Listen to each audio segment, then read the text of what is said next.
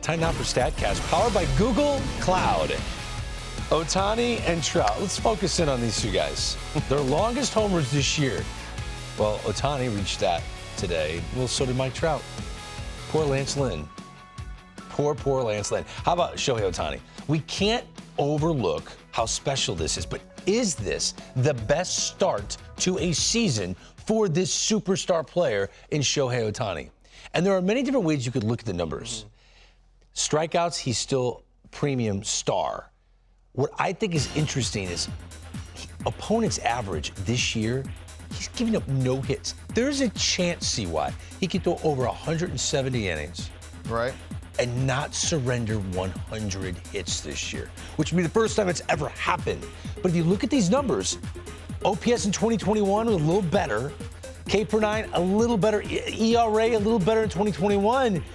But I think the dominance of no one hitting him this year puts this season somewhat on par with his mega 2021. Yeah, I'm putting it right there with 2021. If I'm comparing the two just from the numbers, I know you tried to skew the numbers a little bit to get 2023 looking a little better. 2021 was dominant, and that was the best year out of the 3 years so far. But, I mean, just the fact that he can go out there and repeat this, do it year in, year in, year out, that's what's the most impressive to me. A lot of players, they have that breakout season where they go out and they ball out one season, and then, yeah, you expect them to be good, but not necessarily great every year on both sides of the ball.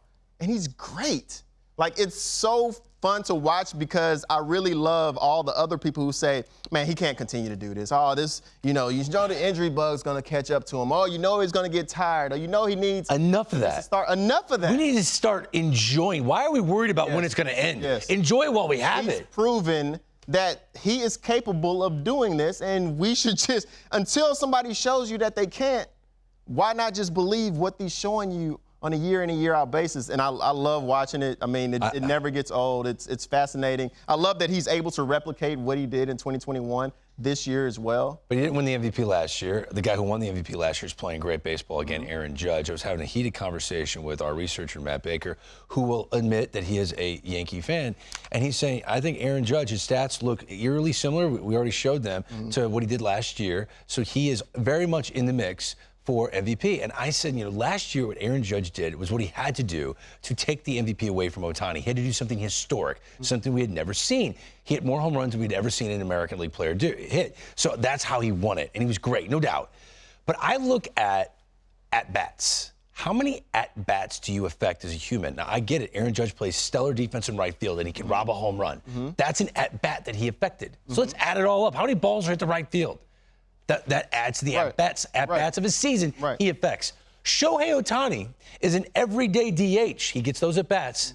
And he's on the mound affecting the outcome of games and every at-bat.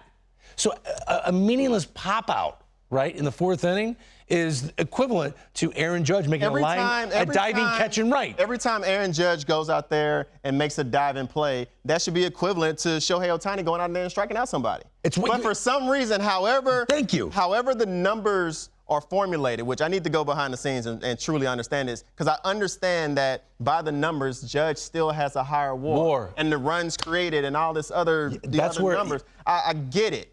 But the fact that he's literally impacting the entire game. When you're throwing every pitch for 7 innings, there's no way that you can equivocate that to somebody robbing a home run, or because who gave it up?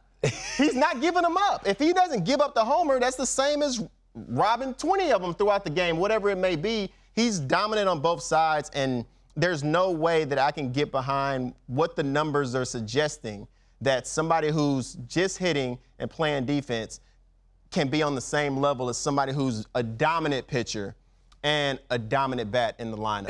Ohtani might be breaking more. He might break wins above replacement.